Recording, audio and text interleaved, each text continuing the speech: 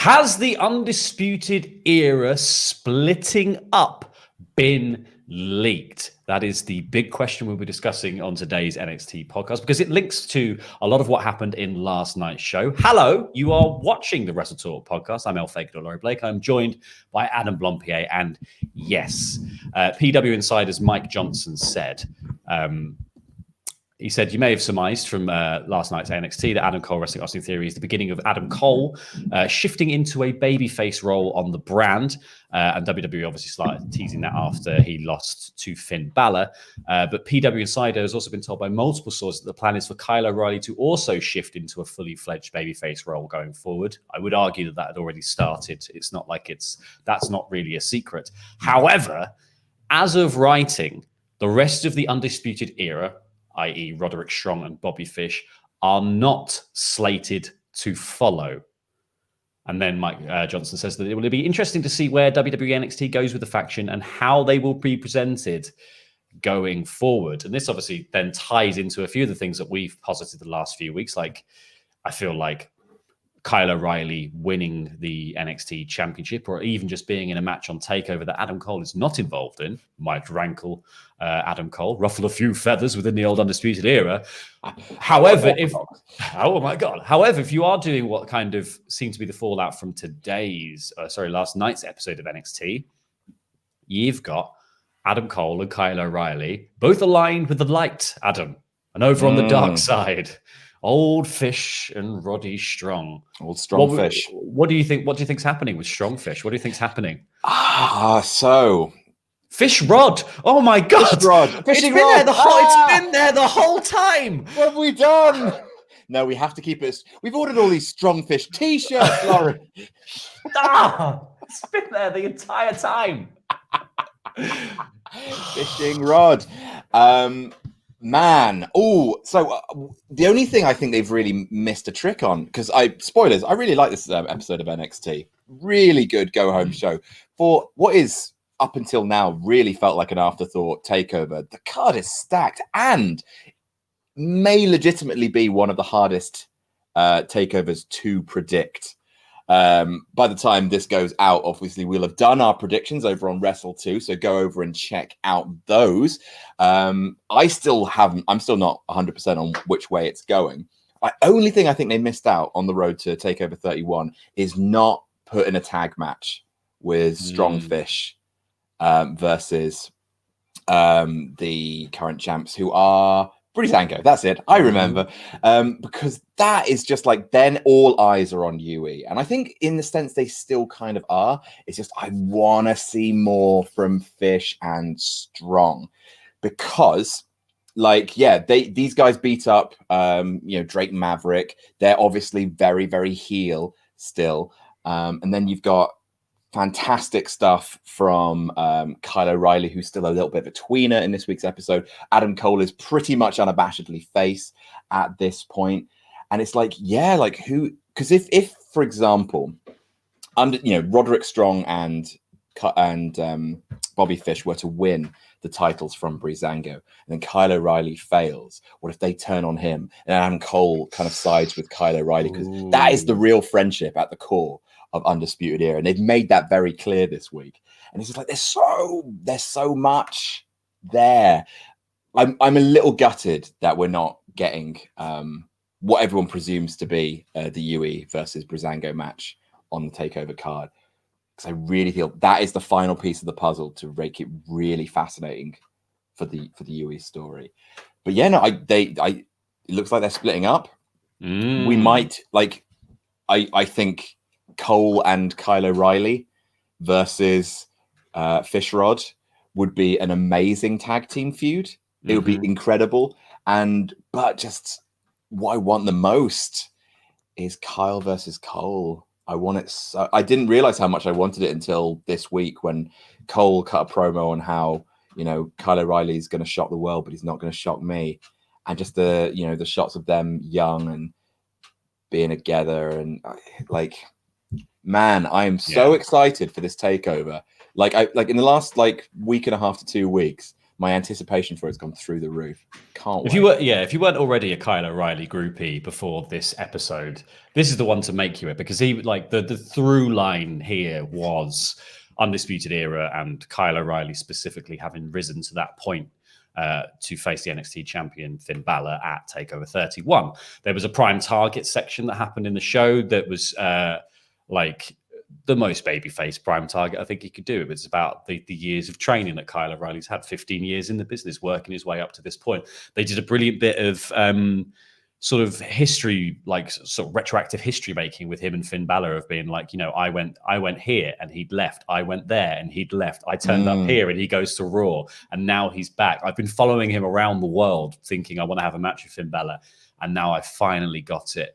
In this promo, Kyle also, Adam Cole obviously put Kyle over quite hard in the promo, but seemingly there is that little ripple of tension there between them. And then, Kyle said, everyone's asking what's going to happen with the Undisputed Era. And he said, we stick together if I win the championship. It's just the exact same. We're fine. Don't worry about it. We're as tight as we've always been. It's going to be the second wave of the Golden Prophecy, is what he said. Is there a problem with the Rockers? No, it's they're definitely breaking up. It's just whether or not it happens at the TakeOver or not. And if that tag match was on the TakeOver, I would say that they're 100% breaking up on TakeOver. It may be more slow burn than that. I think we're going to get into a little bit of a shoving match. I think there's going to be a little bit of a you couldn't get it done. I think maybe we might get Yui trying to interfere, but Kyle sending them home, maybe shoving Roderick Strong down, something like that, and that may end up costing him. Or he might win. I don't know. Literally in the interview, which we'll talk to, which is, again, beautiful segment. Maybe not as good as Rock Austin from that episode of SmackDown before Mania X7, but it's up there in terms of making a match seem important at the last minute. It's just the one thing they said, which I think it was Kyle O'Reilly said, no one loses on their first offense, do they? And it's just there's just a little bit. Kyle was Captain Charisma there. Yeah, and so we'll get to that in a mo, just because that was the finale of this sort of episode-long build to the final face-to-face between Kyle and Finn, and you got to sort of see their interaction, because really the story is obviously about Kyle and the Undisputed Era, because you got Austin Theory backstage at one point saying that, he found it very inspirational, Kyle's little video that he just saw, working for 15 years. Ha, ha, ha. I was on WrestleMania at 22. Maybe he needs to try harder. What a douchebag. And then Cole comes out. He gets in the ring and he says, for 3 years we dominated NXT. The prophecy came true. We won the first ever War Game. We're still that Undisputed Era that won the first ever War Games match. And then Adam Cole calls out Austin Theory for talking trash to Kyle. And Adam Cole and Austin Theory have this match. We'll go through the match in detail a bit later. But the point is he's beating the crap out of Theory for Kyle's honor. And such a good match. Yeah. And it was a great little match. And then, so Adam Cole is fired up and angry. And you wonder when you're watching this, him really lay into Austin Theory, really putting him to task, whether he's angry on Kyle's behalf or whether he's angry on his own behalf about somebody insulting Kyle, because maybe that reflects badly on Adam Cole, the leader of the Undisputed Era. Maybe Adam Cole thinks he should be in the match against Finn Balor, the man who Adam Cole lost to quite recently. I just think that was just a brilliant little bit, because it does position Cole as a babyface, but he's a babyface who's a little bit unstable. There was a level of viciousness here that sort of suggested something more than just being well, you just said some naughty stuff about my friend. He was dishing out something here that felt quite personal. I wonder what they're going to do with that at TakeOver, because then we got that brilliant face-to-face chaired by Shawn Michaels with Finn and Kyle. And Shawn said, obviously, it was all very respectful in the beginning, and he put over Finn massively, and then he put over Kyle massively, as you would do. But he said, I think, Kyle, you're probably the best kept secret in wrestling right now. And then Balor says, I don't think you're a secret. I know who you are. You might be to the outsiders, but I know you're good. But do you really think you can beat me? And then they just had this brilliant back and forth that at times felt pretty unscripted. I loved it. Like when you're saying, like, you know, you're going to turn up with the Undisputed Era, or you're going to turn up like a man. And Carl's like, I'll turn up like a man. And he's like, look at these, you know, me and the Era. Here's one hand, here's the other hand. Look at them. They wash each other. But like, Kyle was Mr. Charismatic, I think, in this segment. And like, if you wanted to make a single star out of someone who, you know, has proven himself very funny before in NXT history, but never has really been given that much time to just talk as himself and really appear as his own sort of character. He's always just been, you know, it's like the sweeps from Transformers, you know, Cyclonus' sweeps. They're just all carbon copies of the same person. And I think that's what the Undisputed Era, generally speaking, are, with Adam Cole as the lead bastard. But yeah, it's nice to see sort of more aspects of Carl's character. And yeah, like he really had a sort of edge here. There was that line where he says, you know, people think I'm the underdog in this match, but the sound of a knee popping or exploding really tends to change people's minds. It's so good. When he says you have everything it takes to be NXT champion, and you would be if this title was on anyone else but Finn Balor. And yeah, like it's really, really good. Like I think a lot of people would expect kind of Kyle O'Reilly singles push to be more like there to be a bit more build to his first takeover. Obviously, Triple H said in a recent interview that was the plan. Like Kyle O'Reilly's singles push was always in the works, but obviously things being switched around because of COVID, and especially with the most recent outbreak, things had to be massively shifted around. It's like the last two shows like had to be retaped like crazy close to the deadline. So yeah, this is all kind of arriving out of a little bit of out of nowhere. But if we get for the NXT Tag Team Championships, Strong Fish versus Cole O'Reilly, You know what else is around the corner, Adam? Survivor Series. And also War Games. Oh, shingles. You're right. Yeah, thank you, because I don't have to come back and take this out and bleep you. So thank you for saying shingles. You're welcome. Oh, shingles. Oh, rickets. I think War Games could be a really interesting, like, I obviously know it's not a traditional War Games match if you just bunged the Undisputed Era inside a massive cage and 2 rings, but I would like to watch it. I don't think they're going to be. They're not going to have the personnel to do a War Games, but yeah, I think they'll do something thematically similar in that sense. I don't think they'll do a full War Games match, but I think they'll do like NXT Takeover Goes to War or something, and it will be about headlining with the Undisputed Era stuff. But yeah, I'm so intrigued because I think you're right. The big ticket item here is Cole O'Reilly, but you don't want to go there immediately. You want to drag this out, and you want them to be on the same team. And like, I don't even know. Like, there's a bit of me that's like, just go with it, man. Just put the belt on Kyle and see what happens. Like, they might. Like, what would that do to the UE if he is like the new Adam Cole? How does Adam Cole take that? How does Fishing Rod take that? Like, it's so like there's so many avenues. Like that's what makes this takeover so hard to predict. You can like absolutely, I think the safest option is that everyone retains. Like I'm sure that's you know what a lot of people will be going for when it comes to the predictions for this. But they literally, like, if you're looking for something to like lightning charge NXT, like putting the belt on Kyle, like making Finn a transitional champ, like it's gonna stir up some arguments. But the fallout is fascinating because Finn's got challenges after Kyle. Like that's the thing. Like and we'll get into this more in the predictions video, but like there's fallout options for both, which is the truth for pretty much most matches on the card, which is, it's going to be a fun watch.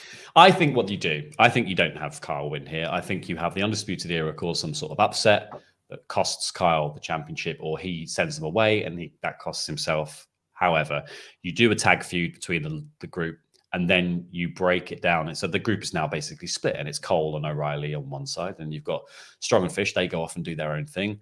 Cole and O'Reilly both want the NXT championship.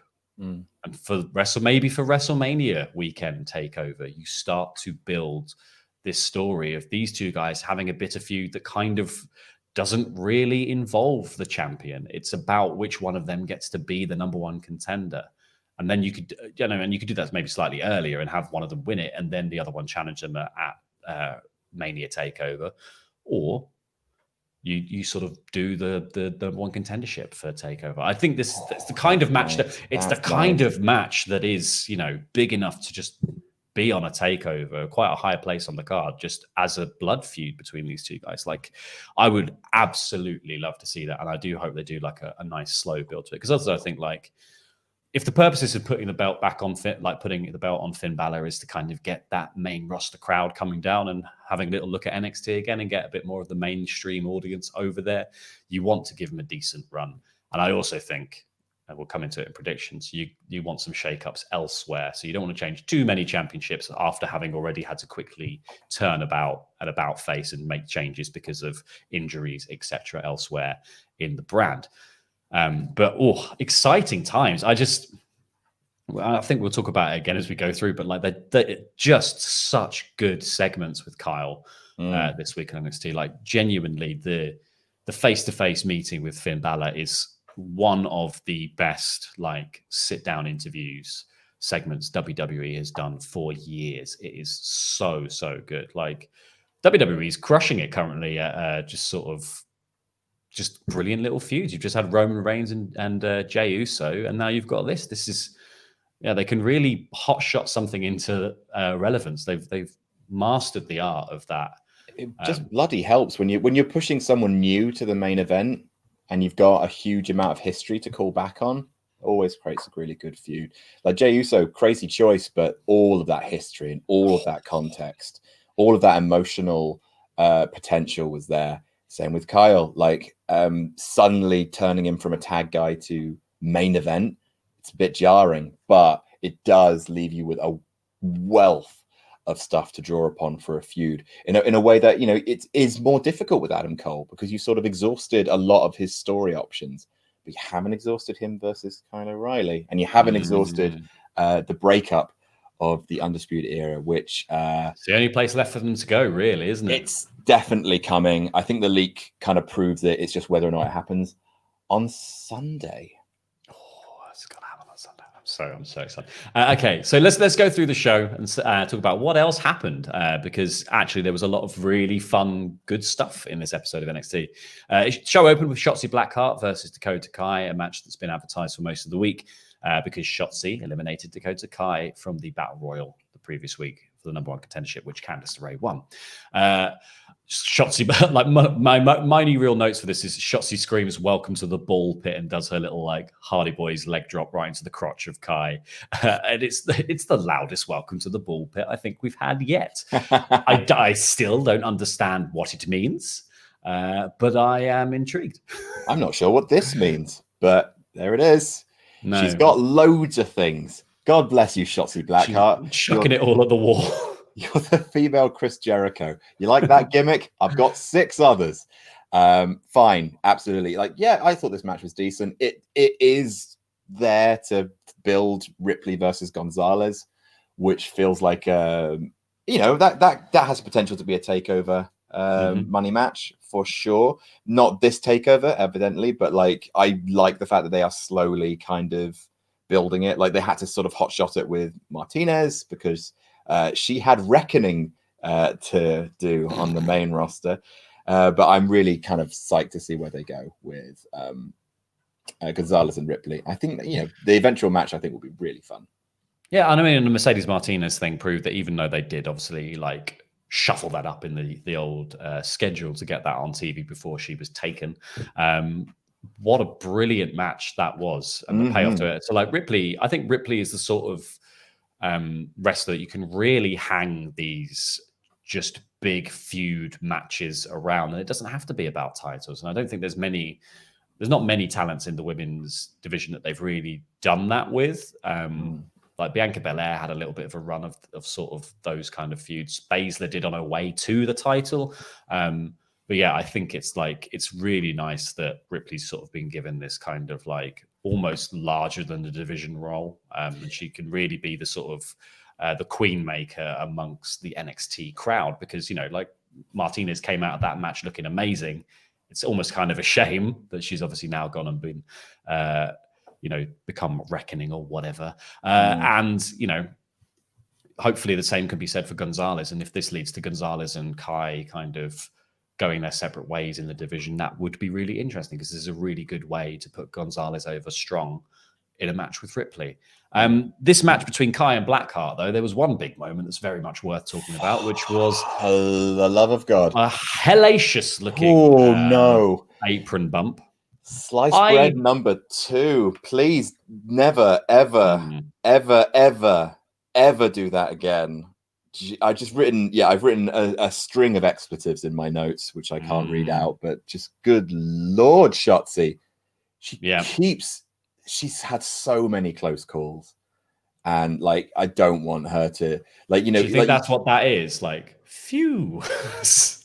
Like, I don't know how you don't get heat backstage from, like, once, like with the plancher where she jumped and almost broke her neck because she landed on the people wrong. Like, that's one time, but like especially when you've had Johnny Gargano almost breaking his neck, a COVID outbreak, so they are already, like, the divisions are a little shorter staffed than they usually would be. I don't know how you don't get heat from. I hope not, because obviously, like, she's just lucky to not have broken her bloody neck. But that's insane, an insane spot to do if you're not 100%. And like, mistakes happen, but just like she genuinely almost spiked the top of her head on the ring apron. Like, it was the actual horrifying corner of the ring apron as well, not even on the limited amount of flat bit that there is. She really did. So like, the spot is that Kai and Shotzi are on the apron. Kai's got a waist lock. Shotzi goes up the turnbuckle, and it's kind of half turning into a sliced bread, but it never fully rotates all the way round. So it ends up being more like a German suplex. But what actually happens is Shotzi kind of just goes down straight on her neck and shoulder on the apron and sort of flops off. And this led to the match finishing quite quickly. And I'm with you. I'm like, I don't know, one, how you don't get heat backstage for this kind of thing, and two, it feels a bit unnecessary to even try a spot like that. This is the show opener. It's not. Yeah, that's a takeover spot. It's a takeover spot, and this is also a match that's not about you. Like, I know, like, Shotzi's obviously on the rise in NXT, and I think she is fantastic, and I think she will, given time, be an NXT Women's Champion. But it's not. I don't think it's going to be this year. I would be surprised if it's late next year. I think it's going to be 2022 before she really rises to that role.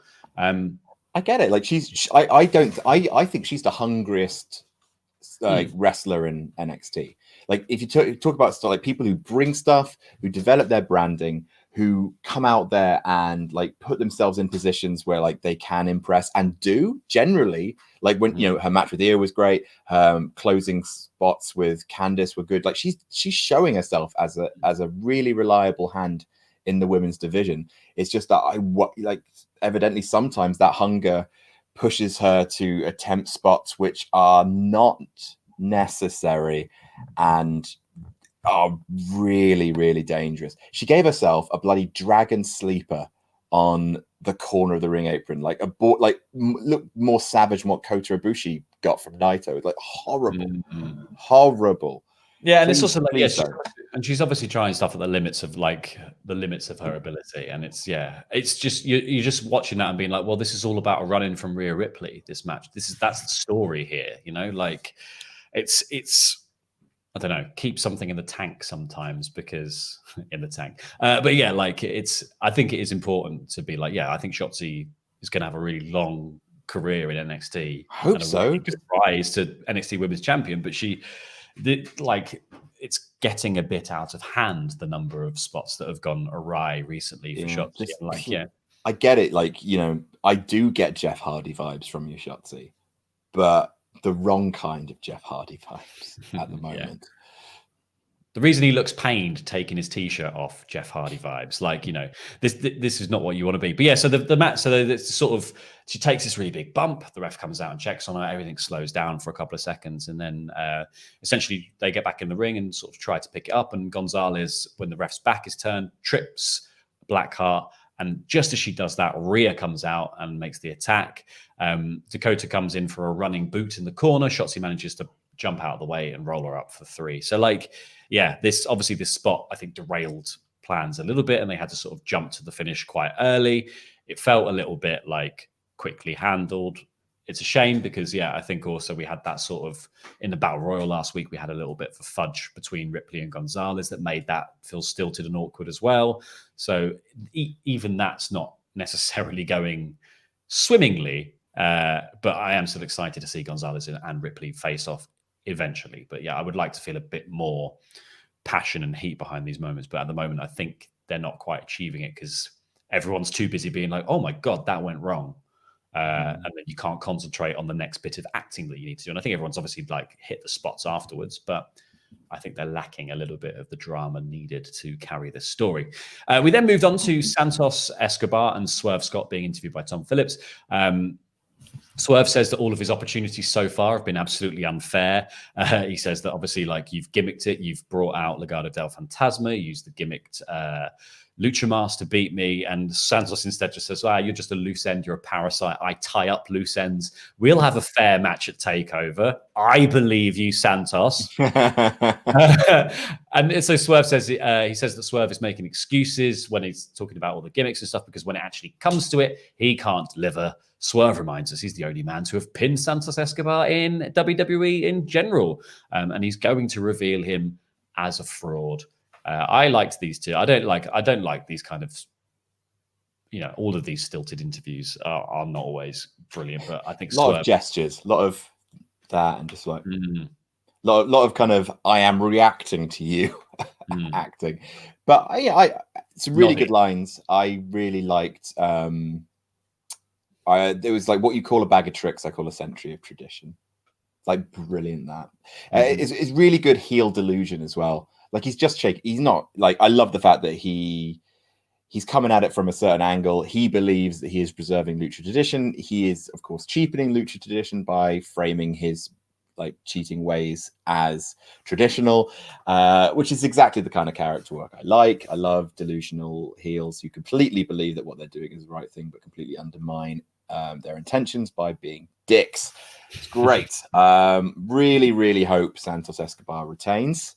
At the pay-per-view. He might not. Save him for Drake. He might not. I don't know. That's the thing. But it's the closest thing it comes to a sure thing. But even then, they may just switch it up by make, because there hasn't been a title change for a while. So who knows? Who knows? We'll talk about it in the predictions, obviously. Yeah. If you are obviously when you're watching this, you can go see that afterwards. So please do check that out, and you'll find out what I think about this match and who's going to retain. But yeah, let's. So after that, we got the another package about the mystery returning person to NXT who's coming on Takeover. It's probably Ember Moon. It's definitely Ember Moon now. She rides a motorbike. Because obviously, last week we discussed this at length, and Robert Roode was on the list of people who might return to NXT. Robert Roode returned to Raw, so it seems unlikely. And funnily enough, he's friends with Ziggler again, so that's fine. He must have been brilliant. Pick up where I left off then. Bloody hell. They need more tag teams. So excellent. Yeah, sure. Brilliant. Cool. I guess because wearing out the Street Profits at this point. Angel Garza's, Jesus, wet. Lucha House Party's breaking up. Bloody hell, guys. Yes. Be a tag star. That's fine. Jesus. So that leaves us with a choice of seemingly Bo Dallas and Ember Moon. Obviously, the poster in last week's package had I can't remember which takeover it was, but it was a takeover. It was the takeover at which Robert Roode won the title, and it was a takeover at which Ember Moon first faced Asuka for the NXT Women's Championship, but did not win. So I wonder whether that's we'll find out whether that's the red herring or not. Can you imagine Bo Dallas on a motorbike? Well, he did dress like it at some point when he was part of the Miztourage. Like he dressed like sort of one of the weird guys from DOA. So maybe he loves Vespers more than we thought he did. I don't know. It's dumb. Both of them have a place in NXT. Both of them have great history in NXT. Both of them would make the divisions they enter more interesting, be it North American, I assume, for Bo, or even NXT main event for Bo. Or although it does feel a little bit like he's not like it feels a little bit like the NXT Championship's too good for Bo Dallas right now. It's surplus to demands as well. Like there is so much other potential for the NXT Championship that he kind of, I guess, makes it more confusing. And it's just another story thread to keep, like another plate for them to spin on a weekly basis that I just don't think will go anywhere. I think Ember Moon in the women's championship picture adds a lovely little, yes, for sure, like bit of interest there. Yeah, there's a lot to do with that. I mean, I'm interested to see also like what happens with this presentation of whoever's returning as well, the kind of night vision style, the like. Oh God, it's Randy Orton. I don't know what. Yeah. I don't know what. Like, obviously they're using like a 360 camera or something, like the blooming Google Street View. It's all filmed in, but like it's it'd be interesting to see if any of the sort of biker stuff carries over, because it would then mean a kind of, it would be a fresh gimmick for an Ember Moon or a Bo Dallas when they return. So it'd be interesting to see if if Ember's coming back, if it's just Ember Moon War Goddess again, or if it's Ember Moon someone who was in Akira one time. Like, we'll find out. Yeah, we will find out. We then got the Kyle O'Reilly Prime Target, which was just like perfect. Like it's peak WWE package making. They had so much extra footage of Kyle and Cole, and I really liked all the stuff of Kyle on the bike riding around the forest in really dramatic fashion. Like this was really brilliantly put together. We then got the news that Tegan Knox has torn her ACL in the attack from Candice LeRae. And then we immediately cut into an interview with the Garganos, who said, like, Johnny just go, "It's karma. She breaks my TV and then she tears her ACL. It's just karma." What a little dirtbag. He is a dirtbag. And then they basically said that it's their destiny to be the first married champions in NXT, and sent the old interviewer away. I like them working as the power couple thing. I think it's money. I think it's money. I think you should put some belts on them. I think crucially it's main roster style money. And if there is a pay-per-view coming up which requires NXT in the main roster to mix, might be a better gimmick. Maybe. Who knows? Who can say? But yeah. I think they're brilliant. I mean, that would give you Johnny Gargano versus Sami Zayn versus Bobby Lashley as well. That'd do me. That would do me. That'd do nice. Obviously, I'd love to see Damian Priest in that mix as well. But yeah, Sami Zayn and Johnny Gargano sharing a ring on WWE TV. Yeah. Like, hopefully, I love you, Bobby Lashley, but please just lie on the outside for a good 10 minutes in that match. There will come a point where he just basically comes in and Bronson reads everyone and just grabs He grabs Johnny Gargano by the ankles and just beats Sami Zayn to death with him. Like he's like having a powerhouse base for both of these two incredibly gifted, nippy guys. It's a match made in heaven. Want it. Also, because Sami Zayn's just had one of the finer matches of his main roster career last weekend. That ladder match is incredible. What a clever finish. I absolutely adored it. So yeah, he's on fire. Make it happen. Give Johnny Gargano the North American title and let him loose at Survivor Series. I want to see it. We then got someone who wants to go to the moon. It's Cameron Grimes. My favorite person. I love him so much. I wanted more of this segment before Rich Holland came out. So like Cameron Grimes comes to the ring and he says, like, obviously he was in the Gauntlet Eliminator match and he almost won. He almost beat Kyle O'Reilly. And he says he's a bit down in the dumps, but he can cheer himself up because he's made the Cameron Grimes Invitational Stepping Stones to the Moon match. And he handpicked all of his opponents for the match. And then he's like doing a little intro for everyone as they come in. So the first guy up, he says, is Joey Pistachio. Joey Pistachio. And he's a boxer. And he just, obviously, Joey gets in the ring and just immediately eats a cave in. And Grimes does a 1 foot pin and goes to the moon as it's happening. Love. Cameron Grimes. I think you needed one more before Ridge Holland comes out. Yeah, he needed a second because you want the jokes are best in threes as well. Like, you confound the expectations on the turbo, so it would have been good. But then Joey Strong was coming out, and Ridge Holland, mouthful of pork pie, comes out and beats the hell out of him, and then just gets in the ring, headbutts Grimes, and then they have a bit of a brawl. And Ridge is so fired up about this that he gets himself essentially DQ'd from a match that wasn't really a match. They ring the bell, and that sort of stops Ridge Holland from beating him up. And then they play Grimes's music. Like, why make it a match? That's the thing that doesn't make sense to me. Like, just if it's just going to be a beatdown, just have him come out, wreck the Invitational, beat him down, and leave. I don't know why they had to make it a match and then DQ him, but it's the worst kind of DQ because he's DQ'd for, kicking too much ass, as they say. Yeah, and holding the ropes for too long, basically. And he's in the ropes. There's 5. Ugh. Yeah. And like, fine, sure. Like, Cameron Grimes versus Ridge Holland will be a nice little feud. I don't know who wins that feud as well, because Ridge Holland needs a bit of a showcase, but Cameron Grimes is money. God, he's money. He's so money. Fortunately, Cameron Grimes, I think, he's got gimmick insulation for losing, and he's actually better the more you kind of kick him when he's down. Like, his character works regardless of wins and losses. I think that's what's obviously so brilliant about Cameron Grimes, the character, is because he can just come out and be annoying whenever he wants to be, and you never really tire of seeing him in matches because he's like the opposite end of the spectrum to a Robert Stone, say. Someone WWE and NXT are going to love to have beaten on a regular basis and love to make the butt of the joke. But Cameron Grimes is made of rubber and bounces back. And so I just think he's always going to be in these big feuds with people that are going to be important. But yeah, he can take a loss and keep on rolling, which is great. Ridge Holland, however, I don't think can at this exact moment in time. Otherwise, no one's going to buy his beef crisps, Adam. So we then got the Austin Theory interview backstage. I don't. It's just a grab bag of made with real hooves, mashed up bits of horn. Yeah, Holland's beef crisps. Done. Love it. We got the Austin Theory interview backstage where he insulted Kyle O'Reilly's honor, which obviously somewhere in the building you could hear Adam Cole go, he said, what about Kyle? And then we had a little Kushida package, which I thought was brilliant.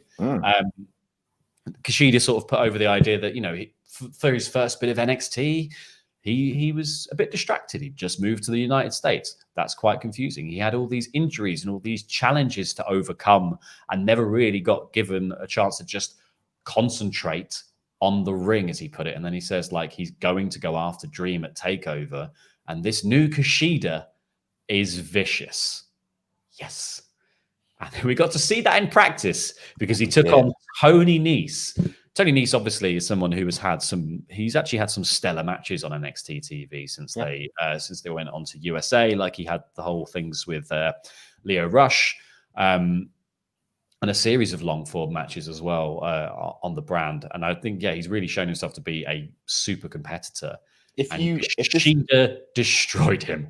That's the thing, is like, if this had been like presented in some sort of cruiserweight classic context, this is a hell of a matchup. And like the sort of thing that people would salivate over. Evidently, Tony Nese is not in the spotlight right now.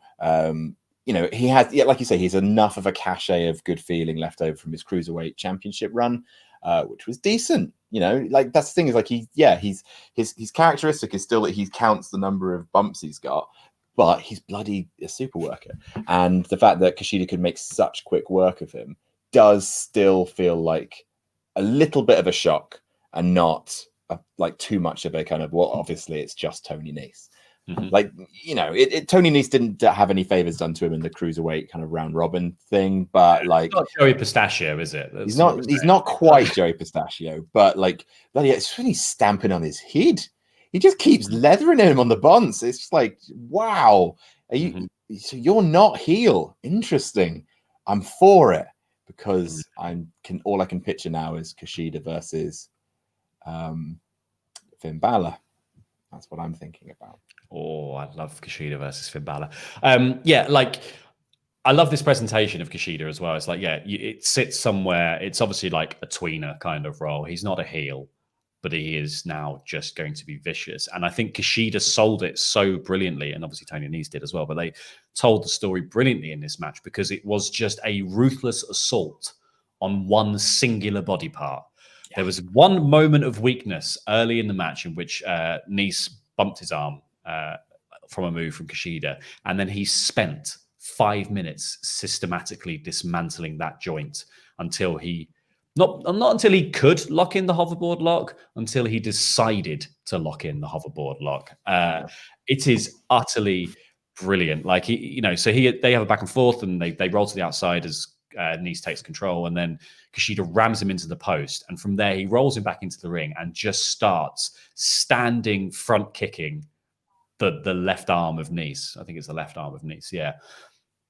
And like Nese fights back tiny bit, goes for this pump handle to get Kushida up onto his shoulders. But as he does, Kushida's kept hold of Nese's arm and has got that in a submission. Like brilliant stuff. And then he just starts stomping on his head and his arm and his shoulder. And he does it like a couple of times and lets go when the referee's kind of coming in to be like, hey, stop. And he just goes back to it, does it again, drops to the floor and is like, hoverboard lock. This is over now.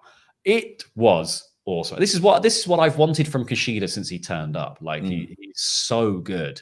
And obviously, like the benefit of we said with Kushida is that he's got so many strings to his bow that you can just explore them at different times. Like when he came in, he was it was all about pace, and it was all about the kind of flippy, kicky Kushida who whips around you and dodges out of the way of all your moves. And now to see the sort of vicious submission style of Kushida really coming to the fore, and it being more about like dismantling your opponent. Brilliant stuff. At the end of the match, the lights go purple. We get a little Velveteen Dream package on the screen. He says the spotlight will be too bright for Kushida, but the Dream puts on his best performances under the brightest spotlights. And then we go to the next thing. Damn, he's going to lose hard. He's going to lose so hard. Yeah, I hope so. I really hope so. I'm not entirely sure why they chose to put this on Takeover. We've discussed that. I don't. When is going to be the right time to really feature Velveteen Dream again? Because it seems like they're obviously a bit shy about it still, because he's not really. He had that big return, and then that didn't go down well, and then they had obviously a segment they filmed for the next week. That they kept in. And then they've had this Kushida thing. But the Kushida thing has had very little airtime, and it's had very little time between the two. And like Dream has featured a very limited amount on TV. So like, yeah, it's kind of weird to be barreling ahead with it and being like, oh, it's on Takeover now, because just in the storytelling in NXT, it's not been made important. Like obviously the sort of the change in Kushida's character has been made important, and so you want to have a Kushida match on Takeover. I can understand he is Kushida, but it's weird to just be like, well, the only one we've got on the cards is the Dream one, so that's going to happen. I wonder if it's still just a testing of the waters to be like, well, maybe if we put him in the ring with the newly minted vicious Kushida, people will kind of forgive us for having Dream on a Takeover. I don't know. We'll see. It's very difficult. Yeah. We then got Grimes backstage complaining and saying he didn't want to see anyone unless you're Mr. Regal. And then Dexter Lumis arrives and stares at him, and he calls him a weirdo. And then Grimes walks off, and Lumis obviously stands there staring into space. Yeah.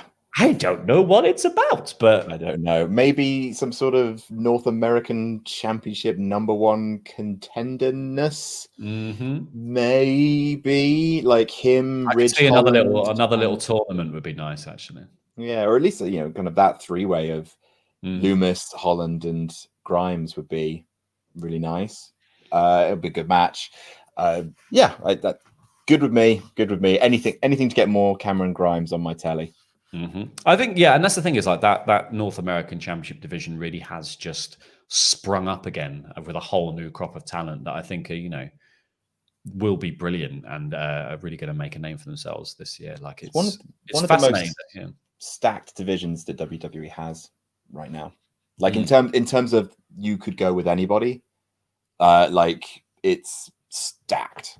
It's like there's so many people that you could imagine having a legit, like credible North American Championship run.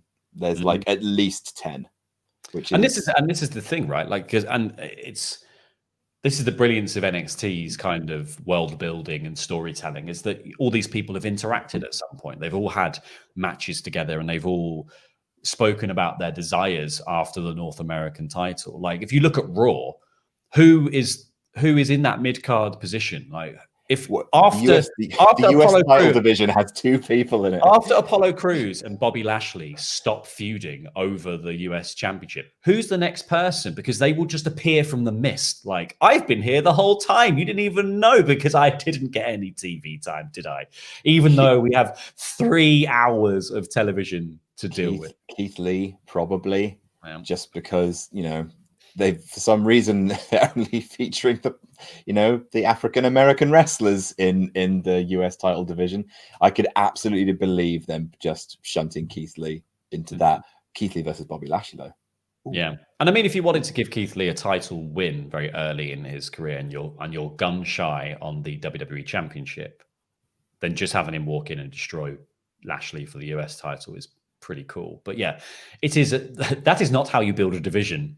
The North American title picture is how you build a division, especially when you've had your previous division ransacked. You've lost Keith Lee, you've lost Dijak, you've lost the kind of pillars of that, and you've suddenly gone like, well, Priest was already in that picture. We elevate him, and then we've got this waiting in the wings army of guys that we've built slowly and featured enough on NXT TV, where they've done the blooming groundwork to go, oh, okay, there's still a division. Quality stuff, NXT. Well done as ever. I cannot praise you enough. And then we got the Adam Cole segment with Austin Theory. This match was really, really, really fun. Cole had Theory's number for most of it. Really great stuff. There was a really cool moment where Theory rolled out the ring out the way of a pump kick right at the beginning, and Theory, even though he'd been beaten up for a couple of minutes at this point, decided to taunt Adam Cole, who just hopped out of the ring and did another pump kick. I loved Cole doing, like, he gets a sleeper and he says he's just telling Austin Theory to give up and telling the referee to ask him, and Theory keeps calling him undisputed crap while this is happening. Like, this kind of side of Austin Theory of being just like, no, but I'm being a dick. Like, and I will not be, even if you're beating me up, I will not stop being a dick, is interesting. And it did make me think for a second that if they are going to have Kyle turn face and leave the Undisputed Era, is there room for an Austin Theory in the Undisputed Era at some point? I think he could fit. And I think he's like, he is the right kind of dick. Just for Austin Theory, Cameron Grimes, and Fishing Rod, just the most dislikable men in professional wrestling. I thought Theory looked like $1 million in this match. Like, I don't think it was too much of a shutout. Like, I love his kind of rolling kind of drop kick that he hit. I love the fact he rolled and then shouted, "This is undisputed," before it made contact. A nice little touch. I love like the counter to the Panama Sunrise, giving us a little kind of super kick to the back of the head, and then the Blue Thunder Bomb, like to get a legit close to. Like, I don't get me wrong, this is Adam Cole's match, but Austin Theory looks great, and like he had to properly, like Cole had to properly hit out a sequence of super moves in order to put him away. He had to do Panama Sunrise, then Ushigoroshi, and then the last shot. Actually, did he do the... No, he didn't do the Panama Sunrise. He did a super kick. Knocked him out of the air with a super kick, which, as we all know, is his legit finisher. That killed Ricochet. And then, he hit the Ushigoroshi in the last shot. Brilliant, brilliant stuff. Adam Cole is obviously a wrestling genius. But props to Theory as well. Like, unfortunately, he is the sort of person that his character says he is. Was at WrestleMania at 22 and is really good and deserves to be pushed. But I think something like putting Theory into the Undisputed Era. I know you don't want to mess necessarily with the sanctity of the Undisputed Era, and you don't want to do the new Undisputed Era because I think people will revolt against it. But Theory under the learning tree of a Roderick Strong and a Bobby Fish to grow his character, because I think his character is really strong as well. Like his in-ring work's great, and I think his character is really coming together. But that could really elevate him to that next level of like his wrestling career. Because he's got it, man. He's really going to go somewhere. Yeah. But Agreed. I think he would do very well as given a bigger role in a smaller faction. I think chucking him in with Rollins and stuff didn't really do much for him on Raw massively, and obviously like disappeared off the radar and then came back to NXT. So yeah, I think you could grow him out of that. We then got Io Shirai and Damian Priest being interviewed backstage. Damian Priest said, "Come Takeover, we're keeping our championship because we're the rock stars of NXT." Io Shirai then took over and spoke Japanese. I don't know what she said, but then at the end she went, "Rock star." Rock star. It was hidden behind Luke. And then Priest goes, "That is cool as hell." And horn bumps her, whatever that is, and then Sure. and then she says, "He's not bad." Like I was like, Damian Priest, Io Shirai love angle? Question mark. The priests of the sky. That doesn't sound right, but yeah, I thought it was fine. I really love the main event. We'll get to it, but like that was a lot of fun, a lot of different really fun moving parts to this. Yeah, we then got a very quick match between Kaden Carter and Xia Li. Xia Li obviously annoyed that she lost the tag match with Indy Hartwell against the Team Ninja Girls. Casey was out with Kaden. It was fun. Like there was a few little good bits. Like there was a really good roll up that Carter did, and as sort of Xia Li kicked out, she jumped forwards onto the ropes and jumped straight back off with a drop kick. I thought that was really fun. And then like Xia Li kind of breaking down and losing it a bit during the match, I thought was quite cool. She like spun around on the apron and gave her this big crazy chop across the throat, and then dragged her off the apron by her feet to just splat on her back on the floor, stomped her as she rolled back in, and then started like nailing her with all these strikes. But Kaden gets a roll up, and then that leaves Xia Li feeling pretty bad as she pushes Casey Catanzaro and storms off, being all unsportswomanly. And yeah, Xia Li heel turn. It's fine. Like I can see a lot of people saying, "Who cares?" Just because we don't know who Xia Li is really. Like she's been featured enough. Like, but every single match had had at least some narrative reason for being on the show. Like you can't. Yeah, fine, sure. Like Xia Li is sort of like, you're going to have loads of people who be like, "Was Xia Li face to begin with? We didn't really know who she was. Does this heel turn matter?" There's something going on with every inch of the show, and like it's only going to make your women's division feel more alive if there is character changes happening from the top to the bottom of the division. So yeah, it was short, it was sweet, but there was at least something going on, which is good. It's more than exactly. It's Raw, exactly. But this is the thing: you need to start elevating people like Xia Li and people like Kaden Carter and Casey Catanzaro to make them feel important. Because Carter and Catanzaro were on a hell of a losing streak before they suddenly started rolling people up and winning matches. Xia Li was on a winning streak, but not really a character. So like, you need to start making them feel fleshed out as performers, because your division has just been raided for a couple of your big talents. You just lost Mercedes Martinez that you were building a whole thing with. You've just lost Mia Yim, who is one of the like stalwarts of that. Like, I think they're still feeling the loss of Bianca Belair. There's a draft coming as well, and it's just like, please don't take any more, please. But also, this leads me down a line of thinking as well of like, if you're going to put a belt on Candice, for instance, Xia Li's and Kaden Carter's and Casey Catanzaro's are good little competitors for Candice to sort of have as a few of her first feuds, and then you slow build to Rhea Ripley storming back in and demanding her title opportunity. Because Ripley versus LeRae would be lovely. Because I think that's the thing. If you immediately start with Ripley and LeRae, it feels like a foregone conclusion the belt goes back on Ripley. But I think here you can do a few challenges like a Xia Li, like a Kaden Carter, like a Casey Catanzaro. You bring back Tegan at some point and you continue that for one title shot. And that Tegan might be the one to do it. But I think you eventually want Ripley to have the belt again. And that is clearly what NXT want, but they're just waiting for the big crowning moment for Rhea. So yeah, I think you've got something nice here with this slow build of like reformatting your women's division almost to focus on these new faces. We then got the face-to-face between Finn Balor and Kyle O'Reilly, which, as we've said before, was absolutely fantastic. I liked Finn saying, "I'm going to slap the freckles off you," because Kyle was like, "I'm nothing like Adam Cole. Look at him. Look how handsome he is. Look at me. My ears don't match. I'm covered in freckles." And Finn just like, "I'll slap the freckles off your face at TakeOver." Brilliant stuff. You'd be helping him out there, Finn. He was just saying how his freckles were holding him back from being an Adam Cole. Only helps the brand.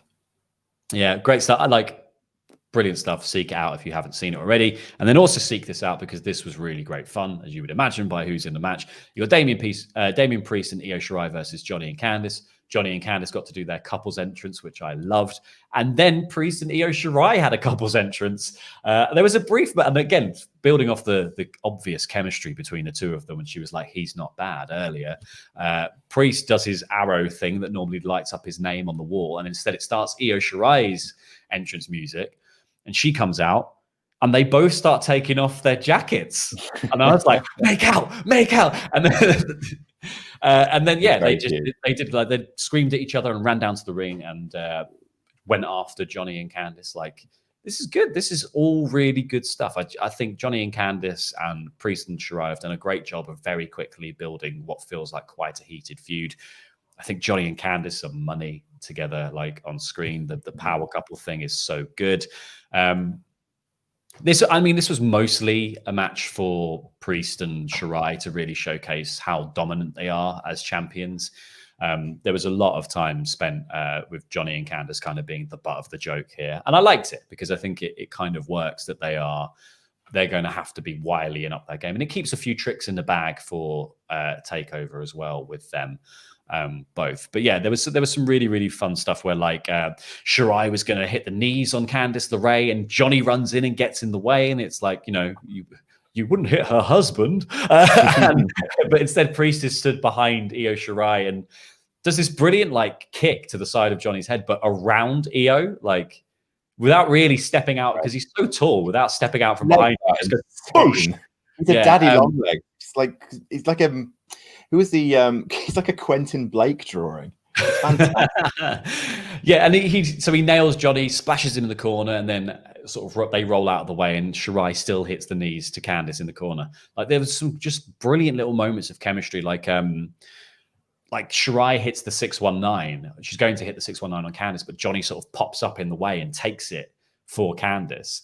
And then that leaves Shirai hanging between the ropes because of having spun round. And Candice just grabs her and does her like elevated neck breaker thing through the ropes.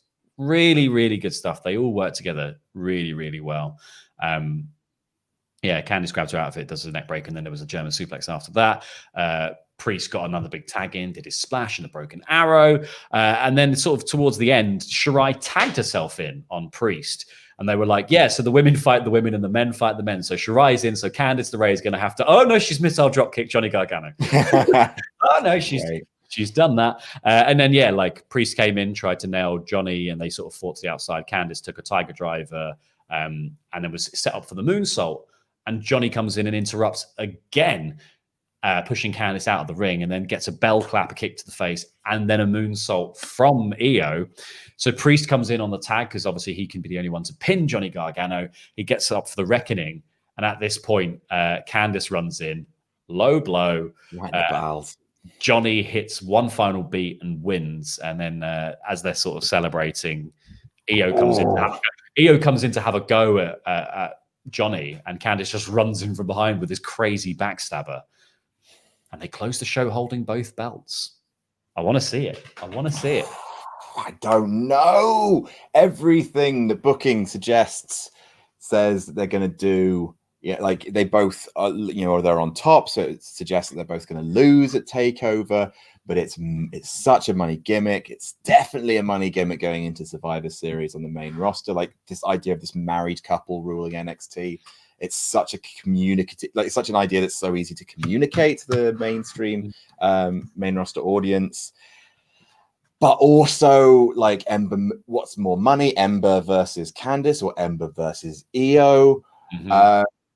Like NXT love to be unpredictable, so they might switch one belt but not switch the other. It's so hard. Like, we're going to get into this much deeper into the ifs, the wills, the won'ts of Takeover over on WrestleTalk. By the time you're listening to this, our prediction video will have gone live. We're going to be live streaming it, but it will be on the channel for you to rewatch as soon as you've heard this. And yeah, we'll get deeper into that business, but I don't know, and it angers me that I don't, because you and me are bottom of the predictions right now. Bottom. Pete is bottom. Pete is, yes. Well, Pete, yes, but he's not that many spaces behind. He's like 3 points behind us. That's enough. There's only 6 matches or something, isn't there? So like, there's fine. 2 takeovers in a Survivor Series. He'll never catch up. It's fine. We'll be okay. I'm sure it's fine. I'm a 4-time champion. I'm sure it's fine. I'm sure I can cash in one of those to just avoid the punishment. Right? That's how that works. I think that's how it works. It's like the X Division Championship in Impact. You can cash it in for something. I love this go-home show for NXT. I thought it was phenomenal. I thought it really managed to make something out of a bunch of stuff that has clearly been flung together. Like, you know, if you watch regular NXT, a lot of this stuff started a couple of weeks ago, if not last week, and they've really made it feel dramatic and interesting, and there are layers to it and history. Kyle O'Reilly, Finn Balor is the Finn O'Balor. I just made him extra Irish in my in my slip there. Kyle O'Reilly and Finn Balor, like they've managed to find a really interesting line between the two of them for the match. Plus, you've got all the extra drama with the Undisputed Era and Adam Cole's face turn that still feels like it's up in the air. Like, there's something really interesting going on here. It's going to be TV magic. Johnny and Candice as the power couple thing, closing the show with both belts. I love it to pieces. I hope they go in that direction. However, I think Damian Priest and Io Shirai have also proven themselves to be wonderful champions. Like, it's that thing, is like, it's just a win-win with NXT. Like, whatever direction they go in with any of these matches, you can see a way out. Like, it's not like, you know, like let's look at Clash of Champions, and you're having the Street Profits versus Angel Garza and Andrade for the umpteenth time. Whoever wins, we lose. And you look at it logically, and you go, okay, well, really, the only reason to have this match again is if you're going to finally put the belts on Andrade and Angel Garza, because otherwise the line has been drawn under this. The Street Profits have won individually together, multiple times. Why would you do the match again? The only way out of it is this, and yet the Street Profits won. And you don't know where they're going to go next because there aren't any more tag teams. Yes. So we've run out of tag teams at 2. And yet NXT, you're over here going, well, if Finn Balor wins, there's Kushida, there's this guy, there's this whole line of, there's Tommaso Ciampa that we've forgotten about. Like, there's a whole line of people waiting for that belt. North American division, there's a whole line of people. The women's division, even the cruiserweight division, like, they'll find something to do. There's the fallback story of Drake Maverick. The fact if you're not going to do them as a tag team with Killian Dane, even if you did them with a tag team with Killian Dane is the thing that's going to swing it against Legado del Fantasma, having your big friend come along and help you out in the matches. The fact that you don't need either Adam Cole or Tommaso Ciampa to be on a takeover to make the takeover feel significant is saying something. And it just goes to show, like, this, what's happened, like the scramble they've had to do to put together a takeover out of scraps at the last minute, with the last taping having to be massively altered, is the fact that it just shows NXT do, to some, not very exciting, to some a little tame, in terms of booking, like maybe compared to Dynamite, perhaps. But in terms of, like, they do consistent, steady booking for everyone on the card. And it means that everyone has enough stuff going on that you can slot people into spots like this and make it work and make it not feel like a jarring mismatch. Like, everything on like Raw is so confusing, and people are like all over the place with the storylines they're doing. Are they on Raw Underground? Are they working with Retribution? Are they breaking up, or are they back together, or are they breaking up again? And like, so much of that feels like desperate hotshot booking, whereas NXT takes it slow and steady, but it means that in a panic they can pull together storylines out of established weeks-long continuity and make it work. And it's such a carefully built brand. It may not be the most sensational headline-grabbing stuff every single week, but it's so consistent. And these takeovers are so like step by step, just like every takeover has one or two killer matches on. And this has 5. This has 5 matches I'm looking forward to. Obviously I would prefer it if Kushida was fighting someone else, but like even so, I'm looking forward to seeing what happens. It's like it's a good show, y'all. It's all the chickens coming home to roost, I think, when they can absolutely put together a go home show of this quality for a takeover that has been, for all intents and purposes, made in 2 weeks. Yeah. 2 weeks. Yeah, it's a real flex of creative talent, I think, behind NXT, and obviously performance talent to make all of this stuff feel important at the very last minute. And this was a really quality episode of NXT, but that is all we have time for talking about it, as Adam and I imagine could just go on forever. We'll go on till Takeover talking about this episode of NXT. But yeah, brilliant stuff all around, and I cannot wait to see what happens at Takeover. If you want to know what we think is going to happen at Takeover, though, and you haven't seen it already, head over to WrestleTalk, where we've done our prediction show. It will have been live streamed after we're recording this, but before you're watching this. So it's a confusing situation in which we don't know what we've predicted, but you potentially do. I'm flip-flopping on like 3 of them. I don't know. Go find out. Don't know. If you enjoyed the video, give us a thumbs up. Leave us a comment down below letting us know what you think of this week's NXT and what your predictions are for the show, for TakeOver on the weekend as well. I've been El Fakador Laurie Blake. I've been joined by Adam Blompier, and that